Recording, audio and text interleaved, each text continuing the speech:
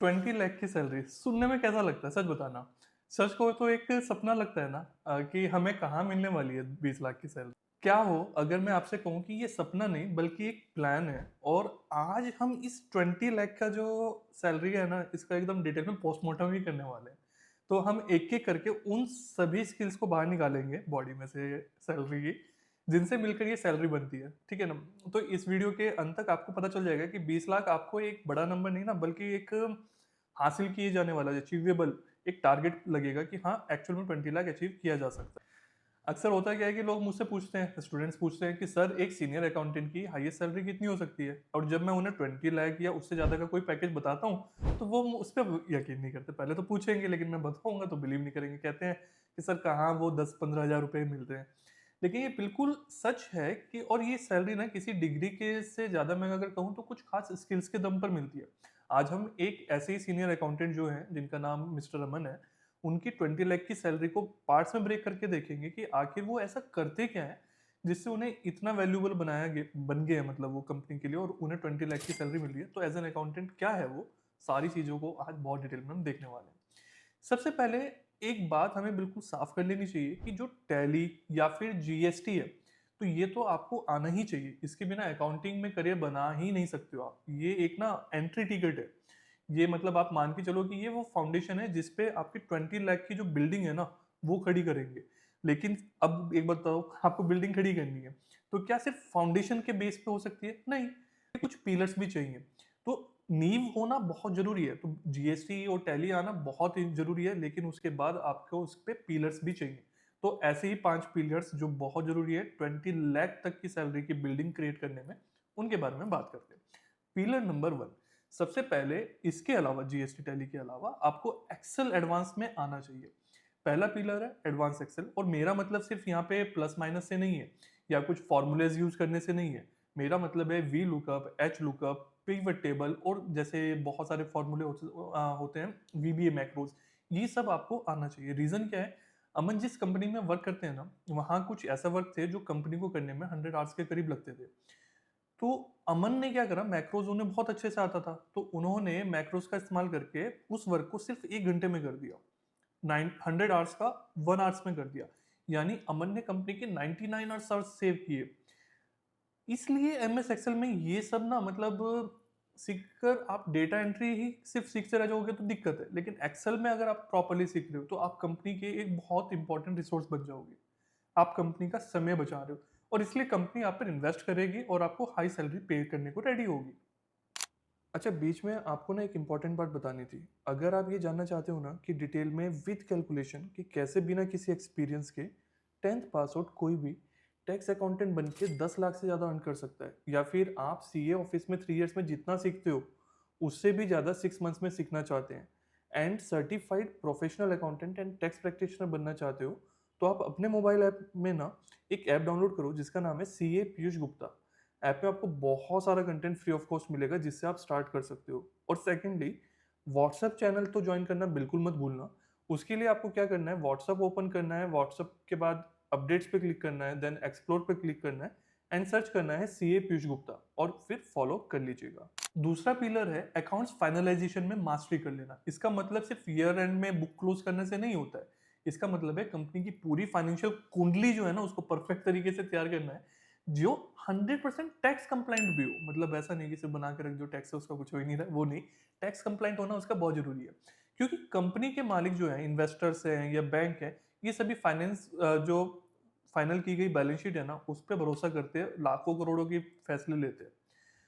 तो अगर आपकी रिपोर्ट में एक भी गलती है, तो कंपनी की रेपुटेशन और पैसा दोनों डूब सकते हैं। और यहाँ पे मतलब सीए तो करता ही है देखो, लेकिन सी अगर आप सीए हो तो ठीक है, अगर सीए नहीं भी हो तो आपकी रिपोर्ट्स इस लेवल की बननी चाहिए जिसके ऊपर सीए रिलाई कर ले। आप सीए को असिस्ट कर रहे हैं तो सी मतलब सीए तो देखो काम कर ही रहा है, लेकिन आपको ना उसके पहले का काम अगर आप बहुत स्ट्रांग कर रहे हो, सारी चीजें, आप कंपनी में एम्प्लॉय हो, ठीक है, आपने सारी चीजें बहुत अच्छे से फाइनलाइज कर दी ताकि वहां पे सीए उसमें कोई मिस्टेक भी फाइंड आउट नहीं कर पा रहे हैं, सीए कुछ ज्यादा वैल्यू एडिशन नहीं कर पा रहे हैं, क्योंकि सारी चीजें ऑलरेडी परफेक्ट है, सीए को एकदम परफेक्ट सारी चीजें मिल रही, तो सीए भी खुश, कंपनी भी खुश।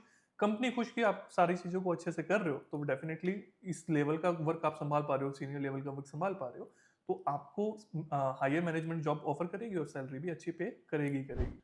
थर्ड पिलर है इंटरनल ऑडिटर की तरह सोचना और काम करना। मतलब कंपनी का अपना डॉक्टर बनाना है और बीमार होने से पहले ना कंपनी को बता देना है कि आप में ये प्रॉब्लम होने वाली है। आप कंपनी में हो रहे आप कंपनी में हो रहे फ्रॉड, गलती, इनएफिशिएंसी को पकड़ते हैं और बाहर ऑडिटर आने से पहले ही ना सब कुछ ठीक कर देते हो, जिससे कंपनी को क्या होता है, लाखों की जो पेनल्टी लगने वाली होती है ना इंटरनल ऑडिट के अंदर में, वो पहली बच जाती है।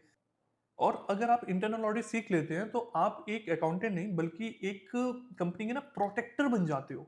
आप खुद सोचिए, जो पर्सन कंपनी को लाखों के लॉस से बचा रहा है, जो कंपनी उसे हाई सैलरी क्यों नहीं देगी?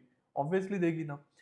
मैंने आपको 5 पिलर्स कहा था, उसमें से फोर्थ और बहुत इंपॉर्टेंट पिलर है, ये सिर्फ रिटर्न फाइल करने के बारे में नहीं है, ये है कंसल्टेंसी और टैक्स प्लानिंग के बारे में।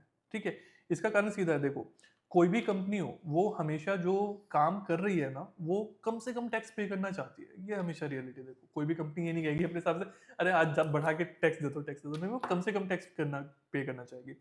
अगर आप अपनी नॉलेज का इस्तेमाल करके लीगल मेथड से कंपनी के 50 लाख का टैक्स बचा रहे हो, तो कंपनी ऑफ कोर्स आपको 20 लाख की सैलरी भी अगर देनी पड़े तो कोई दिक्कत नहीं है कंपनी को। रीजन है कि यहाँ आपकी वैल्यू सीधे तौर पे मेजर की जा सकती है। आपको कंपनी देख सकती है कि हाँ, कंपनी आपको 20 लाख दे रही है तो 50 लाख का फायदा हो रहा है। तो अब आप कंपनी के लिए ना खर्चा नहीं हो, बल्कि कमाने वाली एसेट हो। तो कंपनी की रिटर्न फाइल करने के लिए तो 100 अकाउंटेंट मिल जाएंगे, बट टैक्स प्लानिंग करने वाला टैलेंटेड पर्सन मिलना बहुत मुश्किल है। तो वो टैलेंट आप में होना चाहिए। और लास्ट, पांचवा पिलर है भविष्य के लिए तैयार रहना, यानी एआई फॉर अकाउंटेंट्स। आज ना बहुत सारे ऐसे एआई टूल्स आ गए हैं जो डेली के काम जो होते हैं ना, रेगुलर काम होते हैं, इनवॉइस प्रोसेसिंग करना, डेटा एंट्री करना या उसको ऑटोमेट करना, ये सब चीज़ें एआई से हो जाती हैं बहुत कुछ। जो अकाउंटेंट एआई का इस्तेमाल करना सीखेगा, वो उन 10 अकाउंटेंट की जगह ले सकता है जो अभी मैनुअल काम कर रहे हैं। एआई क्या होगा, आपको फ्री करेगा। जो छोटे छोटे काम है वो एआई से हो जाएंगे और आप अब बड़े डिसीजंस ले पाओगे, बड़ी चीजें सोच पाओगे, जैसे टैक्स प्लानिंग और ऑडिट में अपना टाइम लगा पाओगे। ये आपको भविष्य के लिए ना रेलेवेंट बनाता है। तो एआई ऐसा नहीं है कि आपकी जॉब ले लेगा। एआई से ना हमारे माइंड में आता है कि कोई रोबोट है, वो रोबोट आ जाएंगे, एम्प्लॉय चले जाएंगे, रोबोट सारा काम कर रहे होंगे। नहीं, एआई एक सॉफ्टवेयर ही है, कुछ नहीं है। जैसे आप पहले कंप्यूटर थे ना, तो कंप्यूटर से पहले भी सब डरते थे कंप्यूटर आ जाएगा, क्या हो जाएगा। तो कंप्यूटर है, बहुत एडवांस हो गया। एमएस एक्सेल में टोटल एकदम हो जाता था, पहले मैनुअली करना पड़ता था। बहुत सारी चीजें हो गई ना एमएस एक्सेल में, इतनी सारी चीजें। तो क्या काम खत्म हो गया? नहीं, इंसान आज भी चाहिए और एआई के आने के बाद भी रिक्वायर्ड होंगे। सिर्फ क्या होगा, जो जूनियर लेवल होते हैं ना, बिल्कुल जूनियर लेवल, वो खत्म हो जाएंगे, क्योंकि वो बेसिक बेसिक सा जो काम कर रहे हैं, जो स्टूडेंट्स होते हैं बस कहीं से भी रिटर्न फाइलिंग सीख लूँ, टीचर ने भी रिटर्न फाइलिंग सिखा दी, हो गया काम। नहीं, वो खत्म हो जाएंगे। लेकिन जो सारा कंसेप्चुअली समझते हैं, जिसको पीछे का सारे रूल्स रेगुलेशंस पता है, उनको पता है टैक्स प्लानिंग कैसे होती है, वो ज्यादा अर्न करेंगे। क्यों? रिटर्न फाइलिंग तो तब भी होनी है, तब भी होनी है। कस्टमर है, जो क्लाइंट है, उसको पता है बेसिक काम तो कोई भी कर देगा, लेकिन एडवांस काम सिर्फ आप कर पा रहे हो। समझ रहे हो? तो एआई आपके लिए बहुत इंपॉर्टेंट हो जाता है। तो अब आप देख सकते हो ना कि 20 लाख की सैलरी ना किसी एक चीज से नहीं बनती है। तो जब आप देखते हो कि 10,000 20,000 रुपए की किसी को सैलरी मिल रही है, तो वो तब मिलती है जिसने टैली सीख लिया, बेसिक जीएसटी सीख लिया। नहीं, मेहनत करनी पड़ेगी अगर सैलरी बढ़ानी है। और उसके अलावा ना आप मोबाइल ऐप डाउनलोड करके, सीए पीयूष गुप्ता नाम से एक मोबाइल ऐप है, उसको डाउनलोड कर लेना। वहां पे आपको बहुत सारा फ्री कंटेंट मिलेगा। फ्री कंटेंट का सेक्शन है जहाँ पे इन सब चीजों को ना आप बहुत अच्छे से सीख सकते हो फ्री ऑफ कॉस्ट। इसके करियर में कैसे अपना करियर बनाया जाए, बहुत सारी मास्टर क्लास भी है फ्री ऑफ कॉस्ट। उन चीज़ों को सीखो, उन्हीं से आपको बहुत कुछ सीखने को मिलेगा। फिर आपको लगता है तो और ज़्यादा चीज़ें आप ऐप के अंदर सीख सकते हो। बाय बाय, मिलते हैं नेक्स्ट वीडियो में।